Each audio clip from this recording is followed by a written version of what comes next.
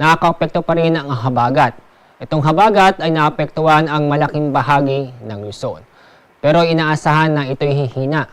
Bukas, inaasahan na hindi na ito makakaapekto sa limang bahagi nating bansa. Ang magiging dominant weather system ay easterlies. Itong easterlies ay inaasahang magtatagal sa ating bansa sa susunod na 2 hanggang 3 araw. Samantala, yung pong low pressure area ay nasa labas pa rin ng ating Philippine Area of Responsibility. Base sa ating mga data ngayon, may posibilidad na maging bagyo. Pero mababa ang tsansa na ito'y pumasok sa ating Philippine Area of Responsibility. Inyong papansin, malayo ang low pressure area sa ating bansa, kaya hindi po natin inaasahan na makakaapekto sa ating lagyan ng panahon ngayong araw. Kasalukuyan, ang layo ng low pressure area ay nasa more than 1,400 kilometers silangan ng Mindanao. At sa ating lagay ng panahon, dahil sa habagat, itong malaking bahagi ng Luzon ay makakaranas ng maulap na kalangitan na may mga kalat-kalat na pag-ulan at thunderstorm, lalong-lalo na sa kalurang bahagi nito.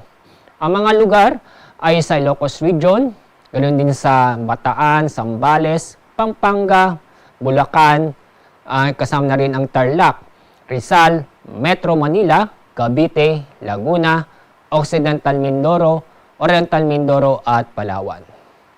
Samantala, ang nalabing bahagi ng Luzon, kasama na rin ang buong Visayas at Mindanao, ay makaranas ng maganda at maliwalas ang panahon maliban sa mga isolated na mga pag-ulan o thunderstorm.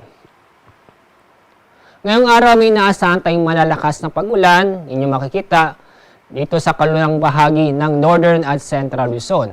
Ang mga lugar ay Ilocos Sur, La Union, Pangasinan, Zambales at Bataan. Kaya sa mga kababayan po natin sa mga nabanggit na lugar, patuloy pa rin tayong mag-ingat dahil sa mga posibleng pagbaha o pagguho na lupa. Although wala tayong gale warning, pinapayuhan namin ating mga kababayan nagbabalak pumalaot sa ating mga karagatan. Mag-ingat pa rin tayo dahil sa may naasahang pa rin tayo ng mga katamtaman hanggang sa maalon, lalo na sa may bandang northern at western seaboard ng Luzon.